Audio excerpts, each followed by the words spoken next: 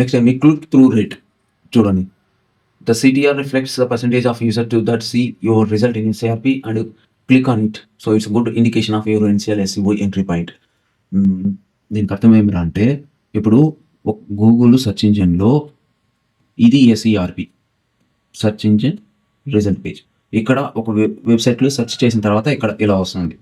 Suppose ఇది నాదనుకోండి, నా దీన్ని ఎంతమంది చూసినారు, సపోజ్ దాన్ని మనం ఏమంటాము, ఇంప్రెషన్స్ అంటాము. ఓకేనా, అంటే నా యూఆర్ఎల్ని, నా వెబ్సైట్, నా కంటెంట్ని, ఇప్పుడు నేను ఈ క్రాకర్స్ నాది వెబ్సైట్ కదా, సో క్రాకర్స్ గురించి ఇప్పుడు సపోజ్ దివాళీ క్రాకర్స్ అనేసి ఎవడైనా గూగుల్లో సెర్చ్ చేసిన తర్వాత ఇక్కడ నా వెబ్సైట్ వచ్చింది అనుకోండి, gtraders.co.in. ఈ దివాళీ క్రాకర్స్ అనే నా దీనికి వచ్చినప్పుడు ఈ వెబ్సైట్కి ఇక్కడ సెర్చ్ చేసినప్పుడు దివాళీ క్రాకర్స్ ఎవరైతే సెర్చ్ చేస్తున్నారో అప్పుడు నా వెబ్సైట్ వచ్చింది అనుకోండి. ఇక్కడ వచ్చినప్పుడు సపోజు దాన్ని ఒక దివాళీ టైం కాబట్టి ఒక 10,000 అంటే 10,000 మెంబర్స్ సెర్చ్ చేసినారు. 10,000 మెంబర్స్ సెర్చ్ చేసిన తర్వాత నా 10,000 మెంబర్స్లో ఇక్కడ నాది వచ్చింది. దాన్ని చూసినారు gtraders.co.in అనేసి. చూసిన తర్వాత ఎంతమంది ఈ లింక్ మీద క్లిక్ చేసినారు. సపోజ్ ఈ 10K మెంబర్స్కి నా లింక్ చూపెడితే దాంట్లో 1K మెంబర్స్ మాత్రమే నా క్లిక్ చేసినారు అనేసి. అంటే ఏమి, దానికి అర్థం ఏమిరా అంటే 10Kలో 1K అంటే ఏమి, 10%. క్లిక్ త్రూ రేట్ ఇక్కడ ఏమి అంటే 10% అన్నమాట. అంటే ఏమి, 10Kలో 10% అంటే మనం ఏం చేయాలా, ఇంకా దాన్ని ఇంప్రూవ్మెంట్ చేయాలి. అంటే మనకు 10,000 మందికి మనము చూపెడతాము అంటే దాంట్లో 1000 మందే మనల్ని క్లిక్ చేస్తున్నారు అంటే దాంట్లో సంథింగ్ ఈజ్ డిఫరెంట్, అంటే సంథింగ్ ఈజ్ ప్రాబ్లం. అంటే ఏమి, దాంట్లో టైటిల్ లేదా అట్రాక్టివ్ టైటిల్ లేకపోవడము, లేదా వానికి నీ బ్రాండ్ అనేది ఇన్ఫర్మేషన్ ఇది లేదు, అలా సంథింగ్ ఏదైనా ఉండొచ్చు. దాన్ని మనం ఏం చెప్పలేదు, దాన్ని మనం చెప్పేది నీకు కాదనమాట. నీ టైటిల్ సరిగా లేకపోవడం కానీ, లేదా బ్రాండ్ అవేర్నెస్ లేకపోవడం కానీ, ఏదైనా ప్రాబ్లంగా ఉండొచ్చు. దాని మీద నువ్వు కాన్సన్ట్రేట్ చేయాలి. చూస్తానగానే gtraders అని చూస్తానగానే మన మీద దాన్ని క్లిక్ చేసే విధంగా ఉండాలి.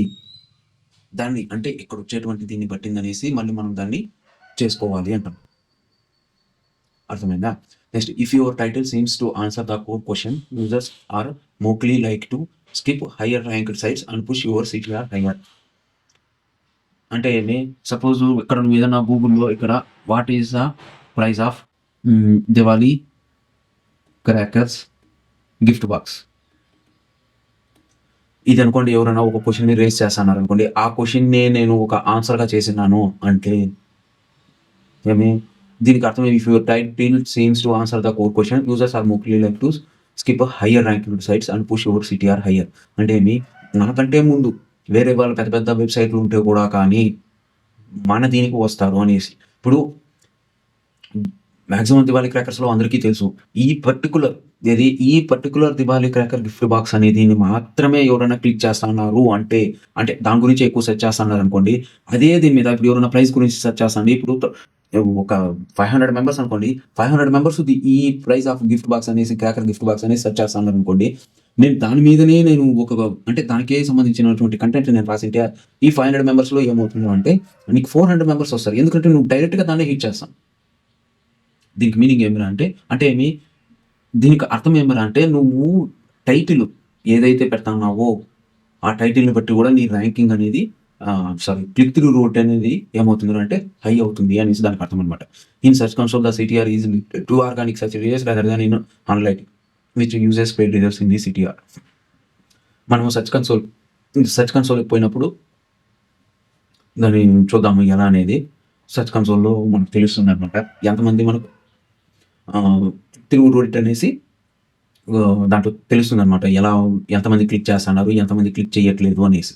దాన్ని బట్టి దాన్ని చూద్దాము క్లిక్ త్రూ రేట్ అంటే ఏమి అని. అర్థమైందా? సెర్చ్ కన్సోల్ పోయినప్పుడు నేను ఇంకోసారి చెప్తానండి. మనం గూగుల్ సెర్చ్ కన్సోల్ గురించి మళ్ళీ సపరేట్ ప్లేలిస్ట్ వస్తుంది, దాంట్లో వచ్చినప్పుడు దాని గురించి మనము తెలుసుకుందాం.